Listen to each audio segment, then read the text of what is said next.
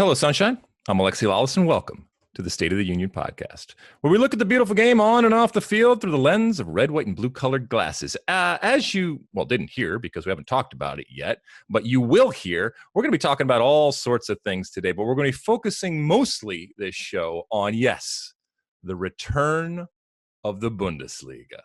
We will go in depth. We'll actually have multiple parts as we talk about not just the Bundesliga, but what this means for the sport going forward. And not just Bundesliga fans, I think, will enjoy this, be interested in this. And there'll probably be a whole lot more Bundesliga fans after the next week. We'll also be talking about the legendary feud between Landon, Donovan and Jurgen Klinsmann. We'll be talking about Zooms, something that I think everybody has become very accustomed to doing each and every day in order to communicate with folks out there. We're talking about American stadiums, or stadia, if you want to get technical, or real hoity-toity, and so much more. But first, joining me, as always, my friend, my colleague, my guiding light, David Massey, a soccer savant and a Fox Soccer researcher and writer extraordinaire. Mosse, how are you doing on this Saturday morning? We were recording this on a Saturday morning to give ourselves a little bit of a break on Sunday. Everybody, as I've told you multiple times, the digital folks there are working their asses off. We want to make sure we give them as much time to rest and recuperate as possible. Mosse, how you doing? I'm doing well. Yeah, the Saturday thing was an Alex Dowd initiative, which you and I acquiesced to. So it's a good way to start the weekend by taping this podcast. How has your week been, my friend? What have you been doing? You know, I'm always so intrigued by what is on your watch list out there and what you have or are planning to watch. Well, on the television front, I have finished binging Ozark, which I thought was terrific. Season 2 of My Brilliant Friend came to an end this past Monday. Incredible show. And also the HBO documentary about the Atlanta child murders came to an end. I've been texting with Keith Costigan about that. He's firmly in the Wayne Williams committed some of the crimes, but not all of them camp, which I believe is where you are as well. So I've got still the Chicago Bulls documentary. I've got Killing Eve, but I do definitely have to find another show to binge here. I will say, though, I've also been doing a lot of reading. And right now I am reading a book on the history of St. Petersburg, Russia, which is a city that you and I both visited in the summer of 2018. Mm-hmm. Beautiful city, and I'm enjoying learning about the history of it. I'm devouring the book, everything from Peter the Great all the way to present time. It's the birthplace of Vladimir Putin, so terrific book so far. It's also in when we talk about history, and when we were over in Russia, obviously the incredible history, and most histories relative to the United States are much longer and much more robust. But St. Petersburg, and correct me if I'm wrong, Mosse, as I remember it, is one of those where it only has a few hundred years type of history. It's created in a marshland out of nothing, and so relative to the rest of the incredible history and the thousands of years from a Russian perspective, this is it's a very new type of history when it comes to St. Petersburg, right? Correct. Early 1700s. And, when I was in Russia in the summer of 2018, I became aware of the rivalry between Moscow and St. Petersburg. It is a very real thing. We were based in Moscow, but I took a day trip to St. Petersburg. And when I came back to Moscow and I was gushing about St. Petersburg, I got a lot of snarky, well, we have that too, kind of responses. Moscow's been around for 1,000 years. They consider themselves like the true Russian city, and St. Petersburg is kind of this nouveau riche PSG, new kid on the block, more European, westernized, and not really a true representation of Russia. So it's a fun little dynamic. Well, I think I told you a couple of weeks ago that I was watching the movie Reds, and there was a scene shot in St. Petersburg at the square there, the famous square there, and my kids were looking and say, "Hey, we were there." So there is incredible history. It was a fun. I spent the night there with the family. We had a really good time, wonderful meal. It's very, very different than Moscow. Completely two different worlds, and I get that whole rivalry and understand why that exists. So what have I been doing? I continue to. You mentioned the Atlanta child murders documentary on HBO. I was underwhelmed. All right, 5-part series. Now, I have watched every documentary, read everything, listened to every podcast when it comes to that fascinating and horrible story. But I did not learn anything new, to be quite honest. I mean, that was the whole point of this, is that it sheds new light on the subject that has been gone over time and time again. I didn't really see that. I didn't really learn a whole lot new from that. But if you're just coming to it for the first time, you're going to realize how big this was and how at times underreported it was, and the mystery that still continues because there were a lot of kids. And with Wayne Williams, who definitely probably was involved, I think, after watching this and after watching all of those things. But there's a whole lot of other cases that were swept under the rug. The other thing that I did watch, Mosse, have you ever seen the movie Galaxy Quest? No. All right, so in 1999, a movie called Galaxy Quest came out. Not a whole lot of fanfare. It was a relative success. It was how do I even explain it if you haven't seen it? It starred Tim Allen of Home Improvement, but it also had Sigourney Weaver, Tony Shalhoub, a wonderful cast, Alan Rickman. And it was basically, the premise was this Star Trek type of cast actually is, on that circuit where they're doing conventions and everything, and actually gets pulled into an actual space odyssey, if you will, because a alien society has been watching and doesn't know that what they are watching is an actual TV production, and therefore equates it with this incredible technology and ability and confuses them and goes to get them to help defend themselves from other aliens out there. That's the premise of it. I think it was a movie ahead of its time. I think it's a wonderful movie for everybody. Kids and adults would love it. But what I watched was a documentary on the making of that movie. The great Harold Ramis was originally scheduled to direct and pulled out of it. So there's all these incredible twists and turns on how this got made, what it was. It's an incredible love letter, I guess, this documentary, an ode to not just the movie, but this cult following that has emerged after this movie came out. So if you get a chance to watch it, I think even if you watch the documentary without having seen the movie, you would enjoy it because it pulls you in and it celebrates. It never talks down or it certainly never ridicules or makes fun of this cult-like status and this wonderful fan base that has emerged out of it. So I just thought that was wonderful. I had a really good time watching that. I'm still, though, scraping the bottom of the barrel, my friend. I got to find some other stuff. You mentioned the Jordan documentary, which right now there's a lot of people out there that saying this is the best sports documentary ever. Maybe our senses are heightened because of what we are right now. We're desperate for something right now, but glowing reviews of the Jordan documentary, 10-part. And as everybody knows out there, I don't watch anything until it's absolutely done. So I'm waiting until that final episode runs, and then I will binge watch the entire thing, and I will give you my review of it. Anything else, Mosse? No, that's it. All right, listen, let's start talking about soccer, and not just soccer, but let's start talking about people actually kicking the ball. What we're going to do is we are going to go through the news, and if you haven't heard the news, well, I mean, you have heard the news. Everybody's heard the news that's involved in soccer, I would think. That the Bundesliga is back. We are recording this, as I said, on the Saturday, a week from today.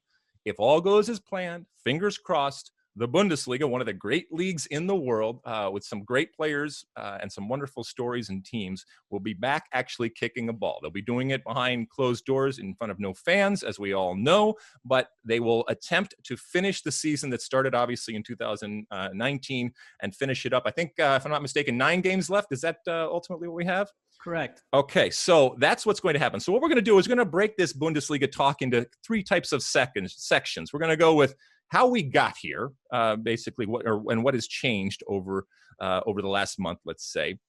We're going to do a Bundesliga brush up because we know there's going to be a lot of people that maybe haven't watched Bundesliga. We've been covering it at Fox now for a number of years. It's been a privilege and a pleasure to do it, and it's wonderful. I've really become immersed in it and really learned to to respect the history and the wonderful league that it is. Because I'll be honest, I didn't follow it a whole lot before. And then we'll finish it up with the American angle, which is always a really, really important component of the Bundesliga. And one of those things that have brought a lot of people into the Bundesliga tent because there are a lot of Americans that are playing over there. It is a league that loves American players, and not just signing American players, but actually playing American players. And when you watch our national team, it is, and has been for a number of years, highly populated by a lot of players that play in the Bundesliga. And if that's something that you're looking to watch when Bundesliga comes back online, we got that for you. So I guess let's start off, Mosse, with how we arrived here. And I think we talked last week about how the fact that obviously not all countries and cultures are created equally and when it comes to this crisis that we are going through. And different countries and cultures have had much better or worse times. And when it comes to Germany, I think relative to most countries out there, you would have to say that they have handled it well, and they have positioned themselves to enable themselves to come back in the form of sports. And it's not without risk, because no matter what country you are or what league you are, you're always going to have some risk. You're trying to decide how much risk is acceptable risk. And I think Germany has come to the point where they believe, and not just the sports, and in this case, the soccer, but the government has said, okay, this is something that we're going to do with plenty of protocols out there. And so over the last, I have to say over the last month, this has been talked about, but that it's actually going to happen is the result of, I'm sure, a lot of negotiation. I'm sure a lot of both sides coming together and at times probably disagreeing with, is this the best course of action? And that jury is still out. And ultimately coming in and saying, this is what we are going to do, with the knowledge that it might go wrong. And if and when it goes wrong, you're going to have to shut it down again. And that would not only be a lethal blow to the Bundesliga, but I think to a lot of other sports, which is why everybody is kind of looking at this, as we said, as a possible pathway back to playing. All right, so I think I framed that up correctly. Mosse, anything you'd like to add before we delve into this? Well, no. So as you mentioned, we're going to pick up where we left off, which is match day 26. There are 9 rounds left in the season. There are all sorts of rules and regulations. We don't have to go through all of them, but some of the main bullet points that caught my attention. All the teams have gotten into a 1-week quarantine ahead of this first match. They're all staying in either hotels or in their training facility. Players are having their temperatures checked every single day in training, and they're being tested twice a week, including the day before a game it's going to be. A maximum of 322 people are going to be allowed inside the stadium. That includes everybody from players, coaches, referees, medical staff, ball boys, security, television, production staff. Everybody on the bench is going to have to wear a mask. They're regulating how many people can be in the locker room at any given time. They're staggering players' arrivals. And also, after the game, players are being encouraged to shower back home or in the hotel, and they're going to have to do their own laundry. So there are all sorts of rules in place like that they think, as you said, is going to limit the risk here. You mentioned that the substitutes and everybody in the stadium that's not on the field is going to be required to wear a mask, including the coach, although there's a little leeway in that the coach can scream and yell.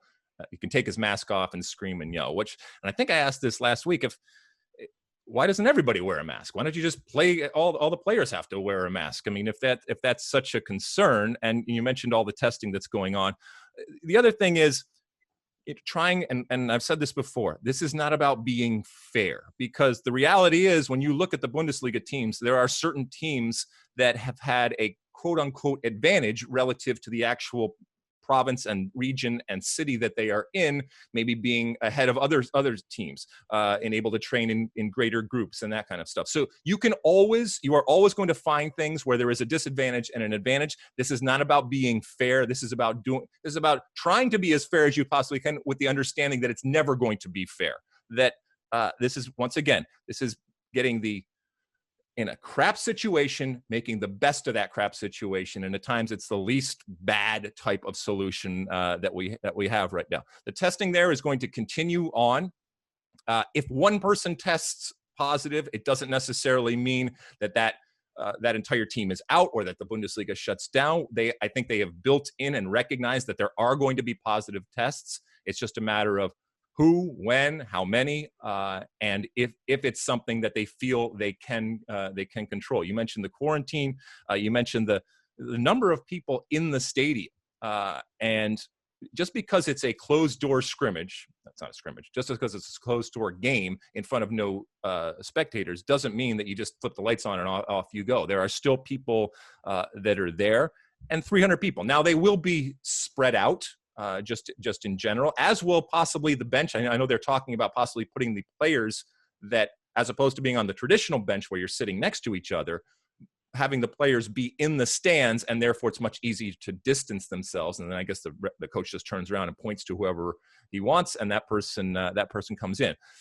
As it comes to the substitution, the substitution rule that we found out this past week has been approved by IFAB, this new, I guess it would be extension of the amount of substitutions going to 5. It's up to whatever league if you want to implement it, but you are legally allowed to have up to 5 substitutions. Now, that's only 3 moments in the game when you can make those substitutions. Halftime doesn't count, but you're allowed to have 5, which obviously is an increase in 2. Have I framed that correctly, Mosse?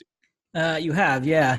Teams are being encouraged to have bigger squads than usual to account for the possibility of players testing positive and having to go under quarantine. So you're going to see a lot of youth players promoted to these first-team squads. On the fan front, much to your chagrin, they've decided against pumping in crowd noise, but they are going to allow cardboard cutouts of fans at stadiums. And this is actually important.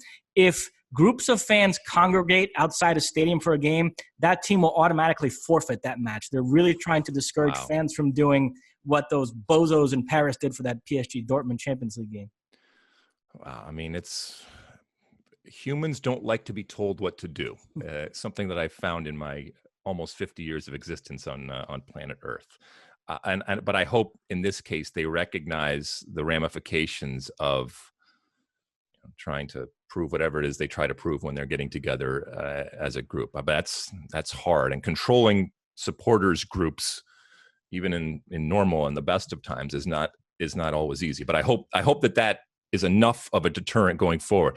We talked about the 5 substitutions, and the potential for the tactical part of the game to change. Not the potential; it will change the way that you tactically go about doing coaching a game will change with another couple of substitutions. But also the tactics of when you want to do it. As I mentioned, only 3 times in the game you're allowed to do it.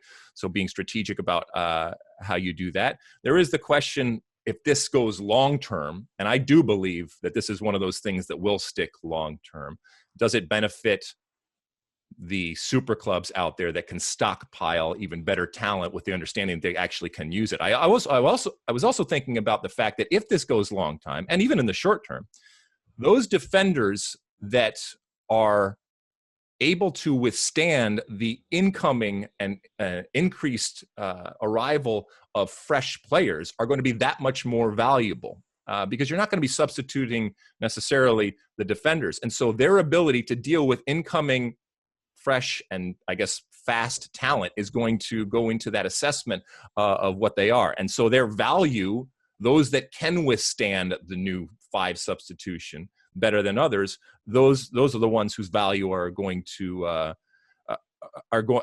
increase. All right, what else in terms of how we got here should we hit on before we move on, Mosse? Well, one thing I thought was very interesting is they said they did not even consider neutral venues. If they were going to come back, it was going to be allowing each team to play in their stadium. And as far as I know, every club is on board with these games counting towards a title and European places and promotion and relegation. There hasn't been any sort of acrimony on that front. And, while in England, this whole neutral venue business has become the big sticking point. The teams near the bottom of the table don't think that if games are being played in neutral venues, they should be relegated under those circumstances. So Germany, they sidestepped that mess by just determining right away, if we're going to come back, it's going to be each team playing in their own stadium. And that was enough for everybody to get on board with these games counting. And it was also relative to the easing of the restrictions of traveling between states in Germany. And we know just from a pure size perspective, you can get to places very quickly relative to some place like the United States. But yeah, that was interesting because we've seen a lot of leagues. And this gets back to the fact that, the way Germany has handled this crisis is obviously very different than the way that other countries, including England right now. And so even if England wanted to do it, I'm not sure that they can because of the increased risk and the increased problem that they find themselves in right now. But yeah, that was something that was talked about for a long time. And we know that the advantage now of playing in your home stadium decreases without the actual fans in there. But there is still an advantage of playing in your home stadium. I do think that the opposing teams coming in, because when they talk about home field advantage, it's not something that you can quantify or qualify or even put your finger on. It's just something that you feel. Now, obviously, there's the numbers behind it in terms of teams winning more when they are at home. But it's all based on oftentimes just a feeling that players have that they are under more pressure, that they are not necessarily supposed to win this game because they are playing away. Not all teams. But there will still be a little bit of an advantage playing at home, but it will dramatically decrease the I think the numbers, if you will, the traditional historic numbers of what people do at home versus what they do away. I think it's going to get thrown completely out of whack in this type of scenario. And you mentioned we're starting up May 16th. The final round, if all goes according to plan, would be in late June. And the Champions League presumably will start sometime soon after that. And I've heard a lot of talk that German clubs might all of a sudden have an advantage in the Champions League. Bayern and Leipzig are still in it, and that because the Bundesliga is the first league that's going to be up and running, they're going to have played a lot of games and be kind of back into the swing of things. That's a conversation for way farther down the road, but that's an interesting element of this whole thing as well. Meanwhile, in France, where they've pulled the plug on the league, they're very worried about PSG and Lyon and feeling like they're going to be at a major disadvantage in the Champions League because they wouldn't have played all these games leading up to it. Champions League? Playoffs? I hadn't even thought about Champions League, honestly. I think it should be way down on the totem pole of things to be worried about right now. And I know it's not. And I know there's money, and I know there's prestige, and I know there's ramifications for next year and all that kind of stuff. But yeah, I hadn't even thought. In the same way that both FIFA and the actual federation or confederations out there, for example, CONCACAF, have come out very publicly and said, this isn't about qualifying for the World Cup right now. We are going to do everything we possibly can to get the leagues back on course. And FIFA has said the same thing. I think that has to be the priority right now. And I'm not saying that there isn't going to be Champions League, but I hadn't even thought about Champions League in a while. If Champions League gets done or doesn't get done, I honestly don't care. That's not a priority to me because I think that will still be around, and that can much more easily be, I think, not much easier, because it's easy just to say, no, you're not having a league. But I think that I can stomach, and I think the world can stomach the Champions League going away for this year much more so than leagues and that day in and day out and week in and week out type of existence. Champions League is almost it's a luxury. When it comes to the sport, wonderful luxury, and I love watching it. But all right, Mosse. All right, so now we've said how we got to this point, a week away from the Bundesliga coming on. Let's give the folks out there a little brush up on where we stand when it comes to this league, because we know that there are going to be a lot of eyes on this. I'll be really interested to see what those numbers are. We saw this past weekend incredible uptick and surge of numbers when it came to the South Korean league that was playing, and the amount of people that logged on to watch South Korean league games happening.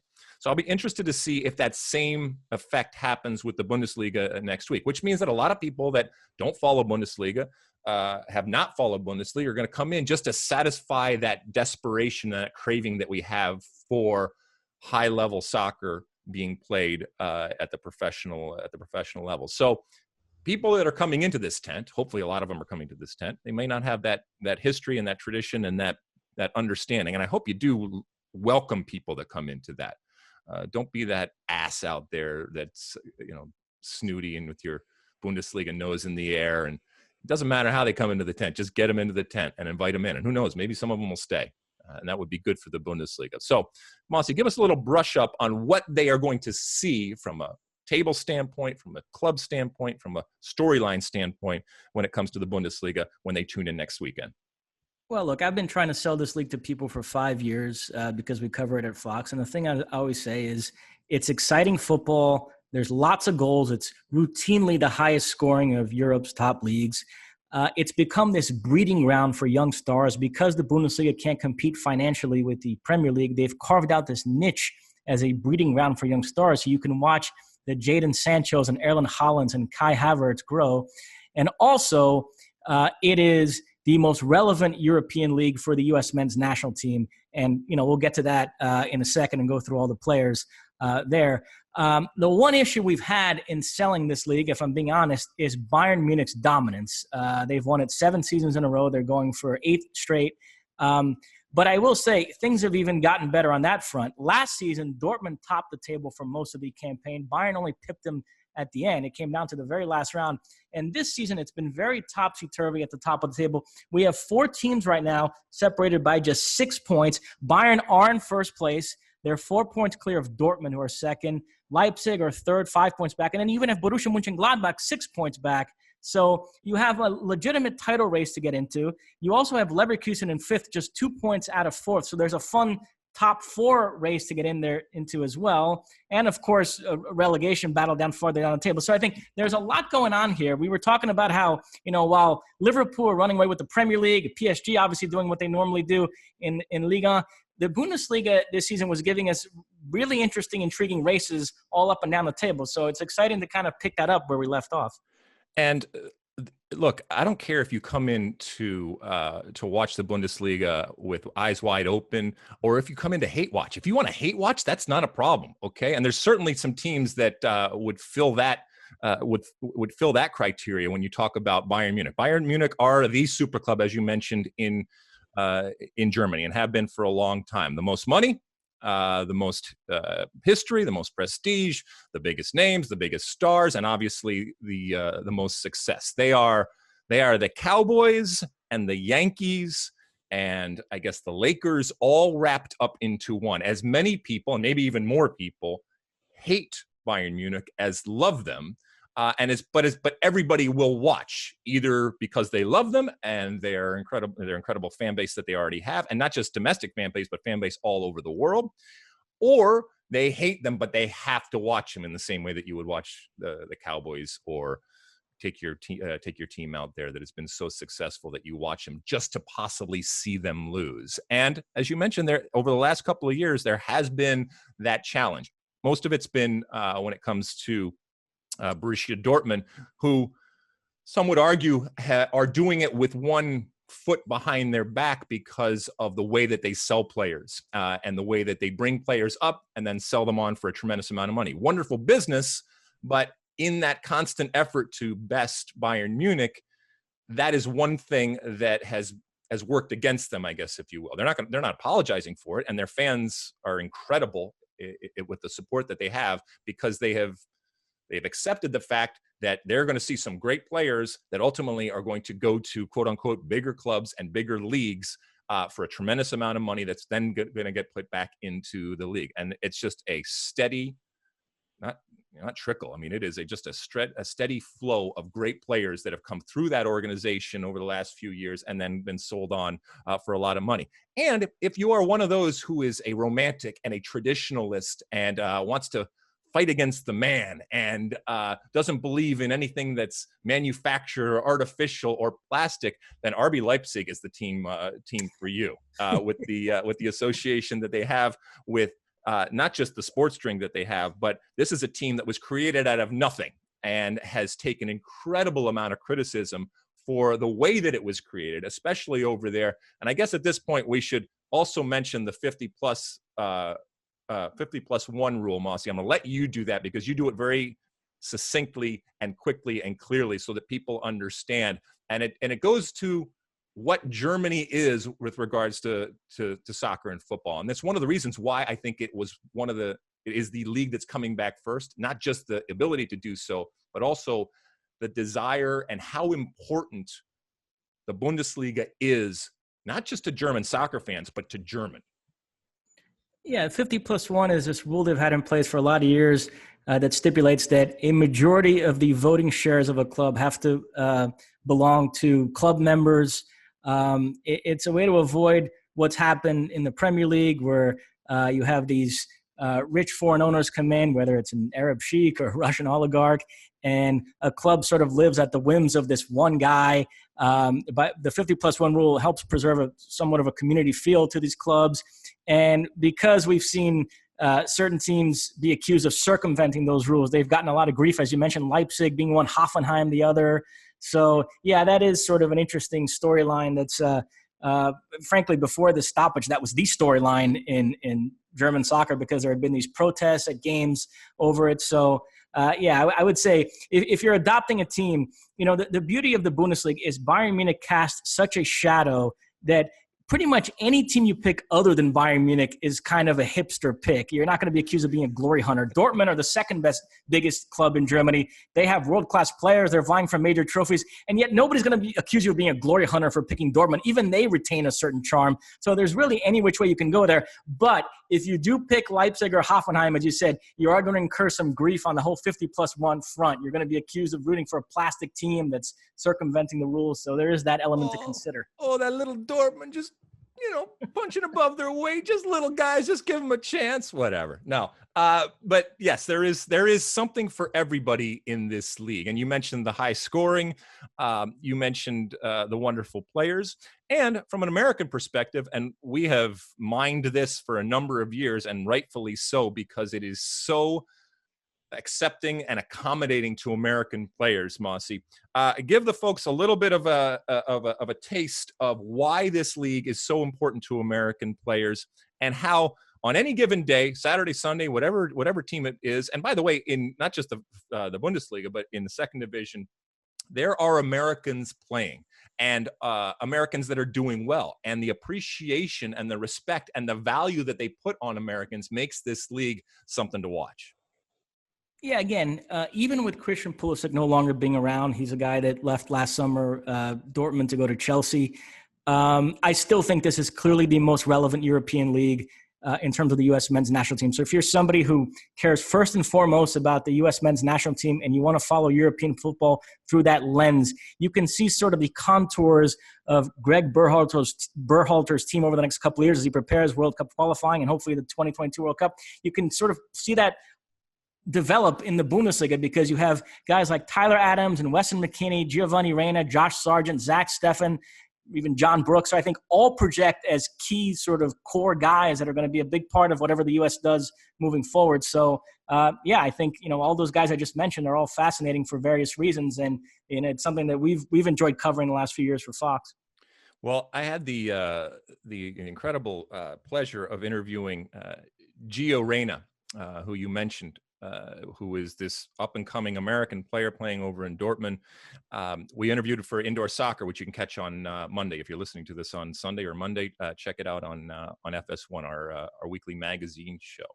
And, he's just another one in a long list of Americans that have, first off, recognized and targeted Germany as an opportunity to get the training that they need, to get the lifestyle that they need, to ultimately get the playing that they need, and that opportunity to use that platform to go on to bigger and better things in the same way that a lot of players have used that.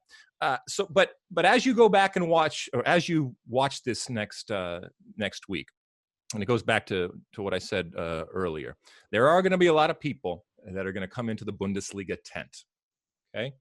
And for those of you that are Bundesliga watchers and aficionados out there, in the same way that I always tell people to, if there's an American football person that wants to taste test soccer, you got to make sure that it is inclusive, that you are welcoming people, that you have open arms, that you put that arm around their shoulder, social distancing notwithstanding, but you make them feel welcome. The worst thing in the world from a general soccer perspective is when somebody who's not into soccer comes in and feels like they can't understand, or they're not being welcomed, or it's inhospitable, or people are being snobs or elitists about what they're doing. So this is a great opportunity for the Bundesliga folks, I think, to be there from the beginning, to be the first, and to bring some people in. And so definitely do that if you're into the Bundesliga. Bring people in and make them feel welcome, because I think there's going to be a lot of people next week that are watching. And we mentioned that it's not just soccer leagues that are watching this Bundesliga and how this thing unfolds. I think that there's a lot of professional leagues out there that are going to watch this and see what happened. We've talked about the potential for best practices to evolve both on and off the field in terms of what they are doing. The potential for maybe even some mistakes to happen and lessons to be learned on how not to do things when other leagues and other sports, either soccer or any other sport, come back online. I once again, I'm knocking on wood here because I hope that this is successful.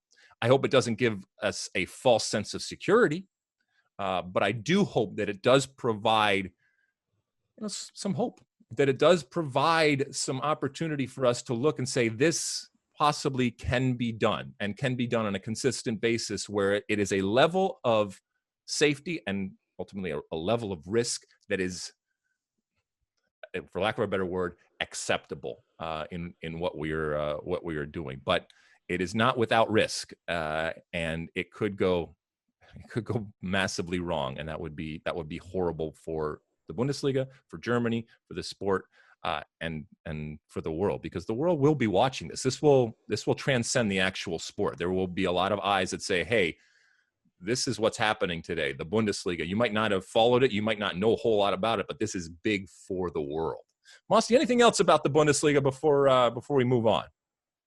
No, again, on the adopting a team front, a lot of cool stories from covering the league the last few years. Xander, a prompter guy who never followed soccer before, has really gotten into it. He adopted Wolfsburg as his team. That's a fun one you can follow.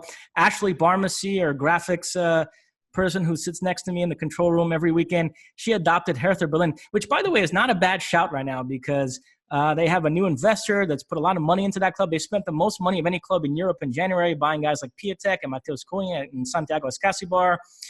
They just hired Bruno Labbadia as their new coach. I think is a pretty good hire. So, and it's Berlin. You could plan a fun trip to go see a game. It's the capital, a great city. They play their games at the Olympic Stadium, which is, the famous venue. There's a lot of fun possibilities there if you're going to adopt the team. So I think if somebody that hasn't followed the Bundesliga before and you're going to start following it now, I do not think you'll be disappointed. Well, I'm raising my solo cup stein here that I have. Prost to everybody that this goes well and that people enjoy it, and we should enjoy it. I'll be really interested to see. You mentioned the fact that they're not going to pipe in any crowd noise. That starkness that is going to be there, that I think is going to wear thin, to be quite honest. But that starkness is going to be there. You will hear the players shouting. You will hear the coaches shouting. You will hear the echoes coming off. It will be a jarring type of return to soccer if you have never watched a game played in a closed environment like that.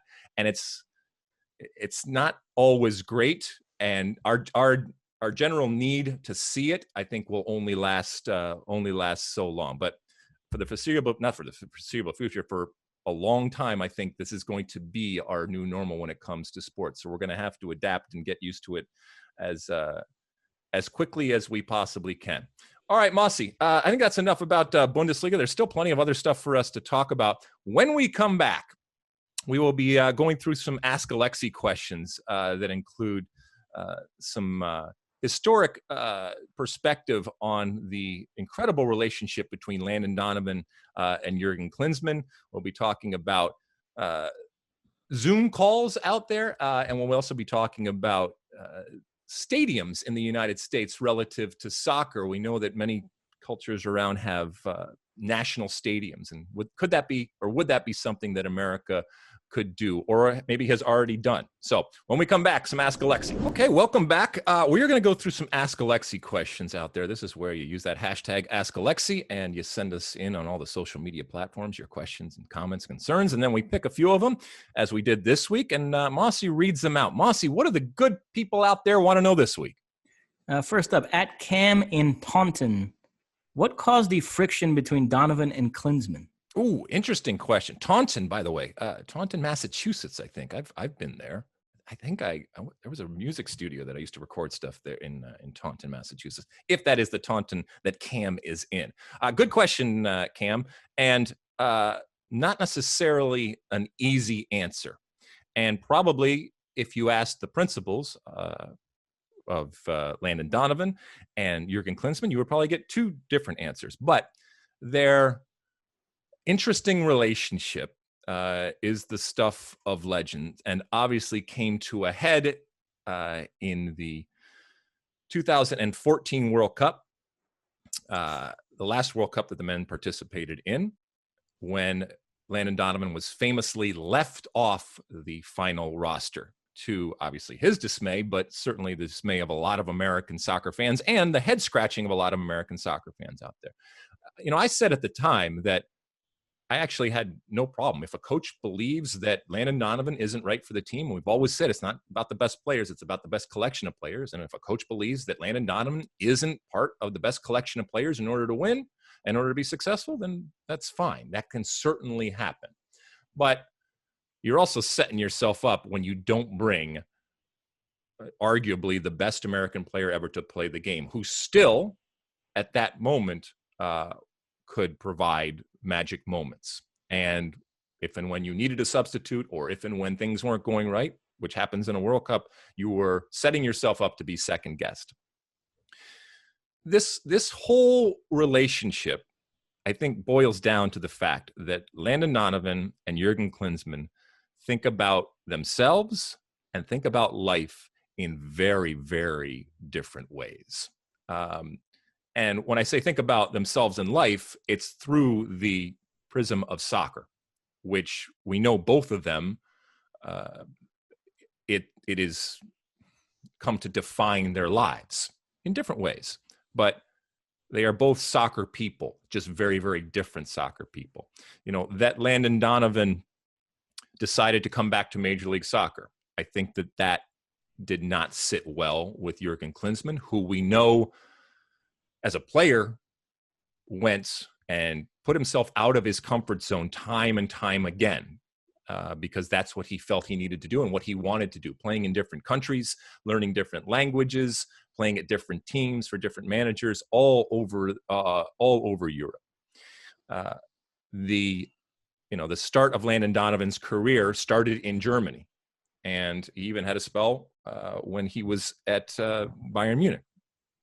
So I think the way that Landon Donovan decided to navigate his career and the choices that he made already put him at odds with Jurgen Klinsmann.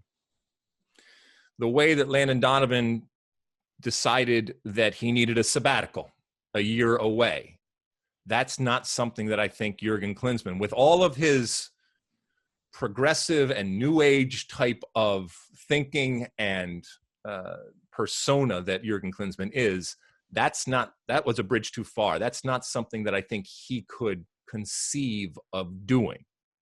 And I've said this time and time again, as American as Jurgen Klinsmann liked to portray himself, and he was married to an American, living in America, certainly a wonderful experience and long history with America, he still at his core was very German and is very German. And at times that, I think, very much is diametrically opposed to the way that Landon Donovan saw his soccer and saw his life. And I also think that Jurgen Klinsmann, from a strategic perspective, wanted to make a statement and wanted to constantly prove that it was his way or the highway. And that's not necessarily a bad thing. There's plenty of coaches that do that. But if you bite off your nose to spite your face, that can be a problem. In order, how far do you go to show that? It's all fine and well principle, but if you're doing things that are making your ability to do your job weaker, and therefore less successful, then you have to question those decisions that you're making. What it really comes down to, I think, is that I don't think this is about anybody's fault.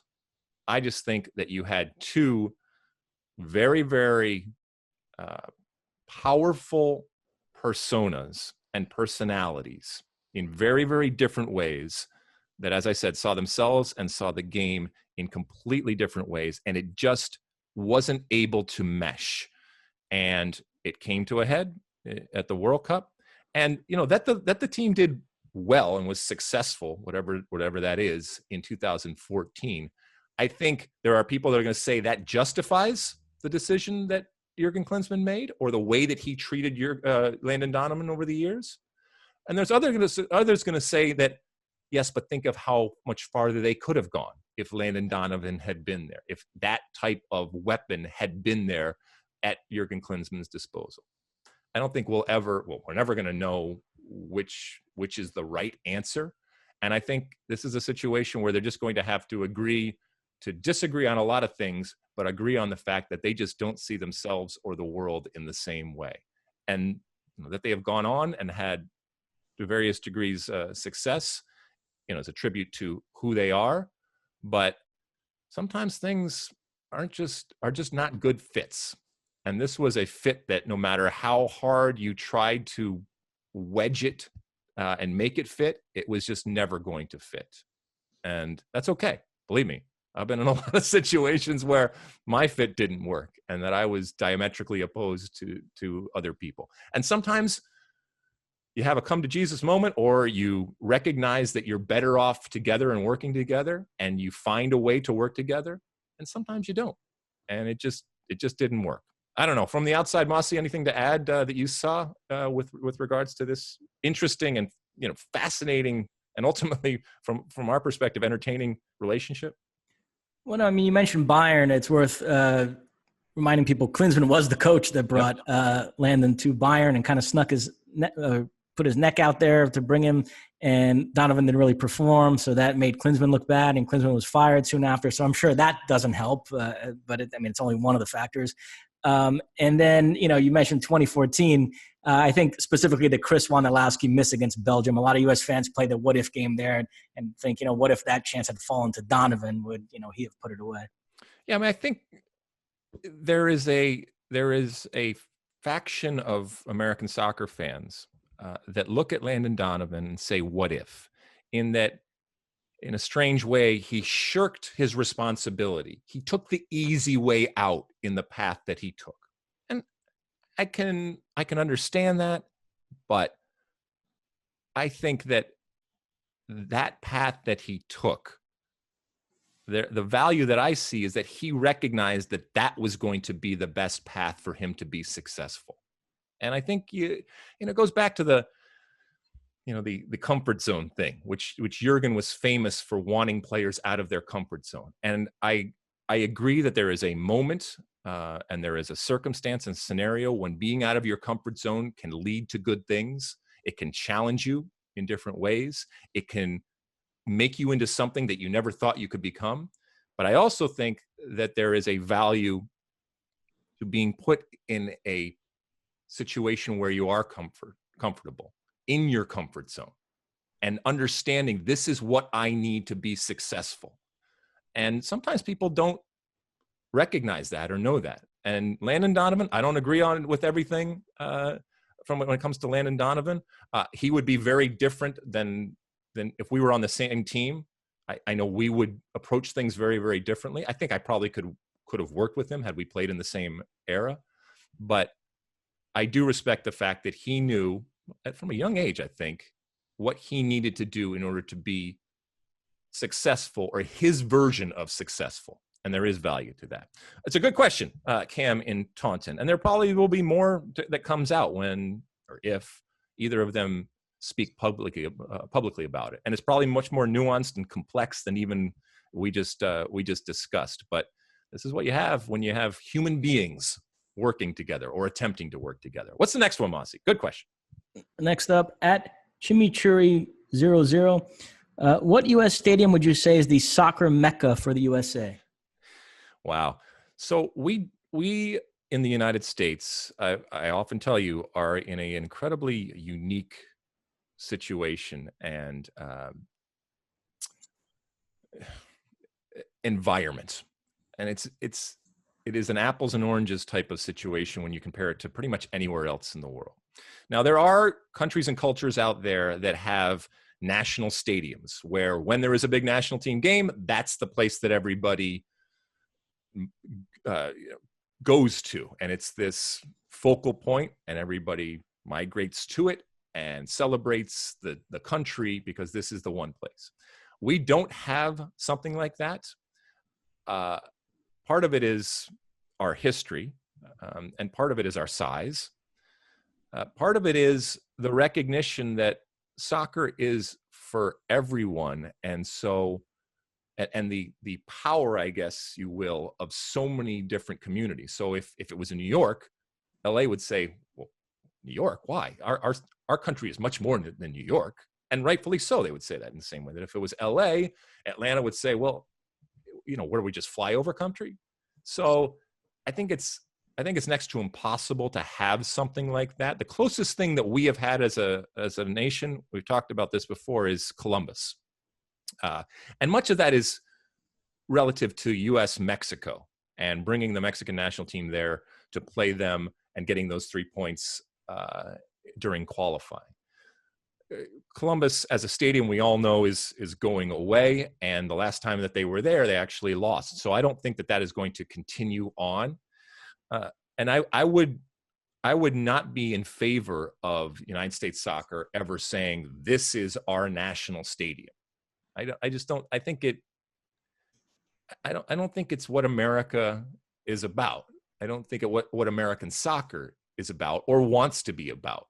I think we can whatever stadium we're playing in, that's our national stadium. Now, I mentioned Mexico. Mexico can kind of say the same thing, and whether it's in Los Angeles or Texas or other places, especially in the Southwest, there's plenty of stadiums that you could argue are national stadiums for Mexico when they come and play in the United States. I don't know, Mosse, do you see us ever having a national stadium the way that other countries do? No, it's a great point. I've thought about that. Obviously, the extreme example of what you're talking about is Wembley with England. But even countries like Brazil, where they spread the games out during qualifying, when Brazil hosts a major tournament, the finals at the Maracanã. I mean, it was the case 2013 Confed Cup, 2014 World Cup, 2016 Olympics, 2019 Copa America. Same thing with Germany and the Olympic Stadium I mentioned earlier.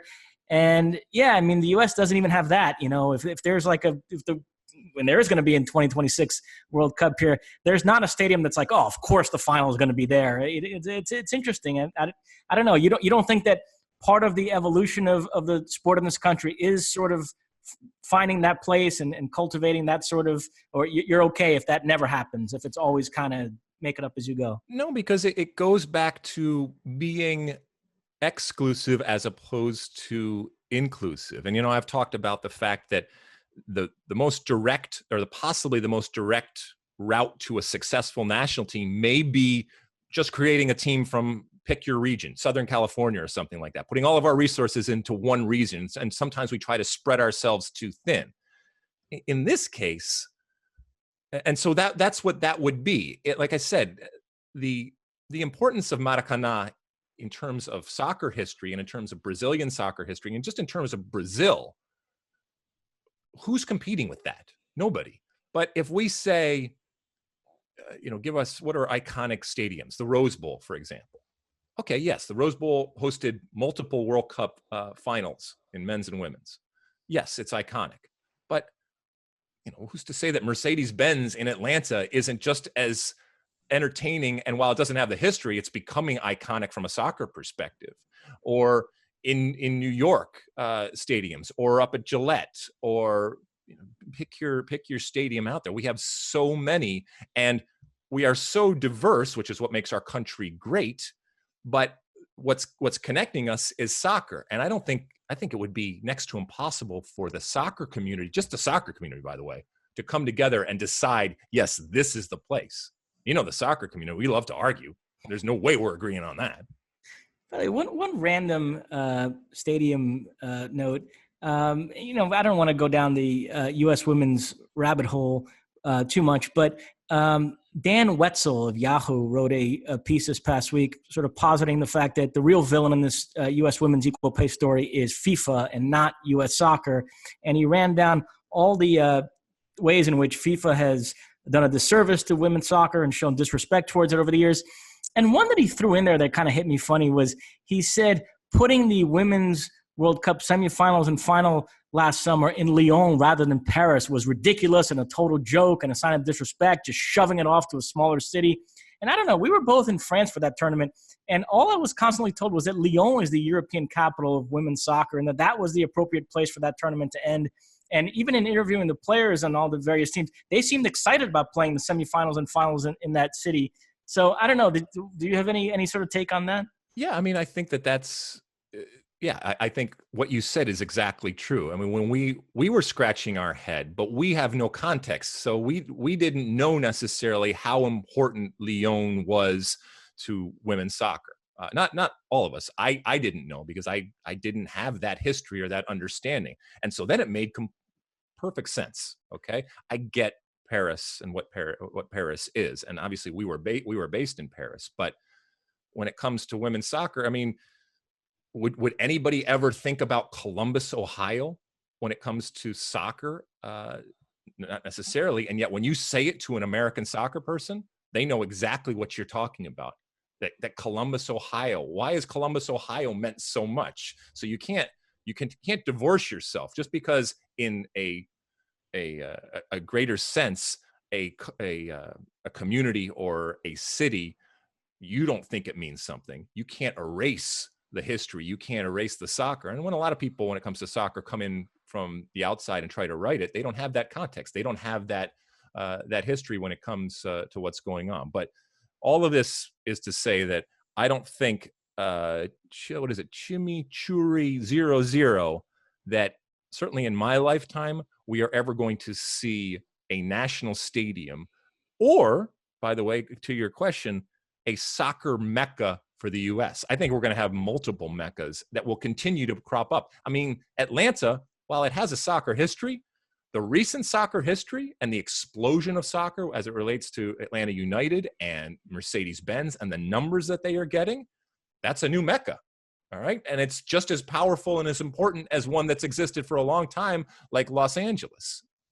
So there are going to continue to be Meccas. And there are Meccas right now that we don't know have the power to be Meccas that will rise up. And people are going to say, wow, I didn't know that this soccer culture existed in this city. And sometimes the spark that you need to light that fire is soccer.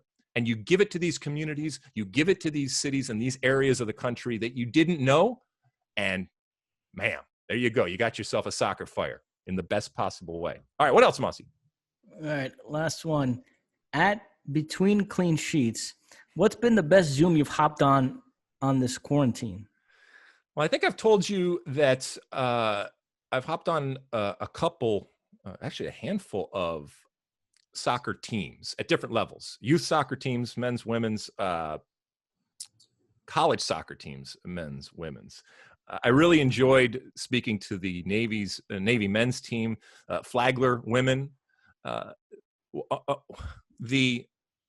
guess it's the angst right now that not just college soccer players, but college athletes right now, and just people that are at college about what their college experience is going to be. You know, your graduation is out the window. Obviously, the training part of it. And while Bundesliga is coming back, I don't see college athletics coming back in any form for a long time. And certainly from a collegiate standpoint, what is going to college this fall? Are people going to be actually going to campuses? And if they do, then what are the changes in terms of the actual academics and classes or living arrangements, all of those different things, and sports. And so I think there's a lot of people with a lot of worry and angst as to what it's going to be. And I can't get on these calls and tell them what the future is, but I can talk to them about soccer and as a soccer person, and I can actually learn a tremendous amount from them. So that's what I like when I get on these calls, and I learn what they're doing to keep themselves active from a physical perspective and from a mental perspective, what the coaches are doing.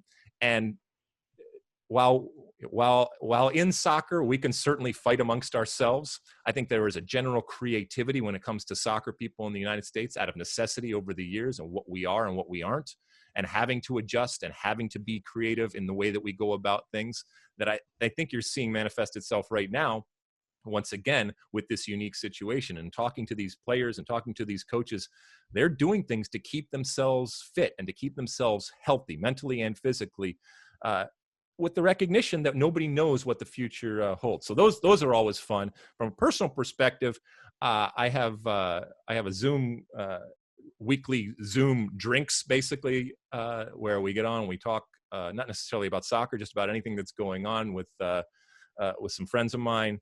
What did I finish the other day? Oh my gosh, it was wonderful. I finished a whole bottle of Chardonnay. I'm a big Chardonnay guy. Some Rombauer Chardonnay. The whole bottle was gone by the time the night was gone. So it was a good night, and it was fun. And I topped it off with some Baileys. So it was, and it is always a highlight of my week. These drinks, because we don't have that communal type of sharing and that communication and that contact in the traditional sense now, with meeting somebody at a bar for a drink or meeting a group of people out at a restaurant for a meal. We don't have that, and Zoom is taken its place.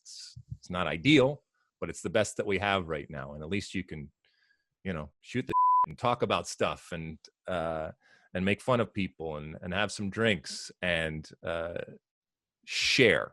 I think that's what everybody's doing. So I know I'm not giving you my best Zoom out there, but anytime I get to just share with humans, even though it's not in the traditional sense, I learn something and I benefit.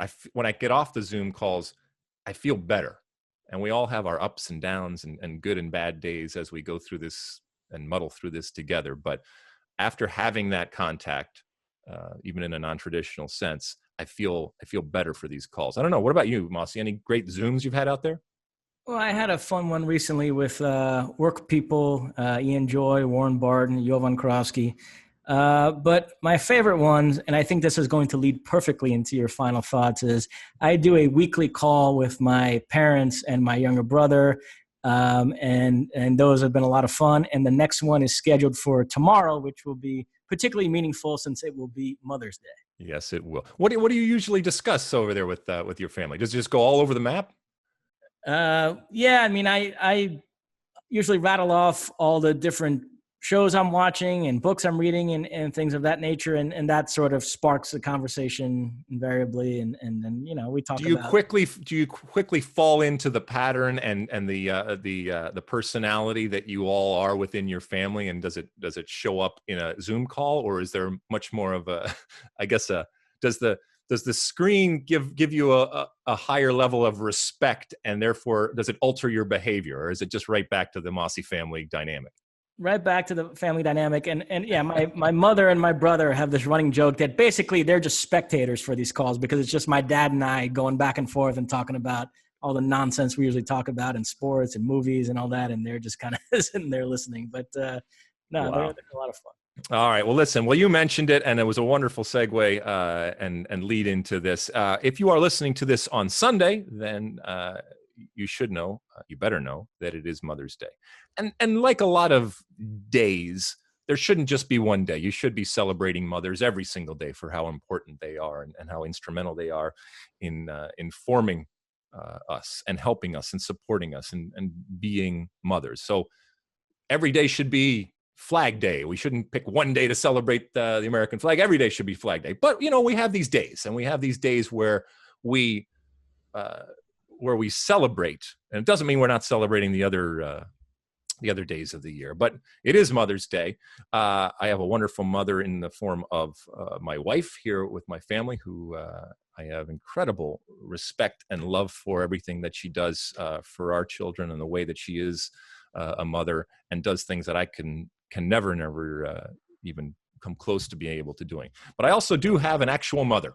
I know a lot of people believe that I was formed in some sort of test tube out there, or I'm a manufactured type of product out there. But yes, I do have a mother. She is wonderful, as anybody would say of their mother. She has been around since the beginning with me. She has also been there through all the thick and thin. And as a mother has been incredibly, not just supportive, but has defended me over the years in numerous ways. And my mother has seen when my life changed back in my early 20s, when the whole career and World Cup came about. And she has a whole book full of pictures of her with people dressed up as what I used to look like, with her arm around people with big goatees and stuff that are not actually me. She is and I think I told you this before. She is a poet and has been a writer for a number of years. She is a wonderful romantic, but she is, whatever good part there is about me, it is in large part because of her. And she has enabled me to look at not just the game of soccer, but to look at life in a different way. And I know sometimes I can be grumpy, sometimes I can be overly pragmatic, but believe it or not, there is a romantic that lives in me with regards to not just soccer, but a lot of different things. And I credit her with giving me the ability to look at those things and to be romantic about things and to be okay about being romantic about things. And while she certainly was not an athlete and didn't grow up with soccer, and certainly did not, with my father, didn't look at their firstborn and have dreams and aspirations of their firstborn being a professional athlete, in no way, in shape or form, does that mean that she wasn't and continues to be incredibly proud and supportive of everything that I've done. Doesn't mean she just tells me what I want to hear. She agrees and she disagrees with different things that I do and have said over the years, and that's okay. But ultimately, I think you would agree, if for those of you that have mothers that are still alive, for those of you that have mothers that are mothers in the traditional sense, in being supportive and in being positive and being important people in your life, you would agree that having that type of support is key. And so as you're reaching out to your mothers today, or have been over the last couple of days, to Mosse's point, just don't have it be on one day. And I tend to think that mothers will appreciate it even more, that call or that reach out to them that happens the day after Mother's Day or 2 days after Mother's Day than just on Mother's Day. And I'm not saying you just reach out on Mother's Day, but mothers are for every single day. And thankfully, we all have them. And all of your athletes out there, many of them have mothers that have supported them. Some have had only mothers that have supported them over the years. And that doesn't go away after you stop kicking the ball. That doesn't go away after you get ready to turn 50. That doesn't go away when you have gray in your beard. They will always be your mother. And so, Mom, I love you. If you are listening to this, I know she does listen to this. And I know that she does find ways to see what I'm doing, because this is an opportunity, yet another opportunity for her to see her son. I'm wishing all of the mothers out there a wonderful Mother's Day. I'm wishing your mom, Mosse, a wonderful Mother's Day. Have a great weekend. As we said, a week from now, we will be watching soccer. We will be watching Bundesliga soccer. Hopefully it all goes great. Mosse, anything to say to the folks before we head out? No, that's it. Happy Mother's Day to everybody out there. And size the day. Size the day. There you go, my Mosse, taking it away. I love it, though. I love hearing you say that. Absolutely size the day.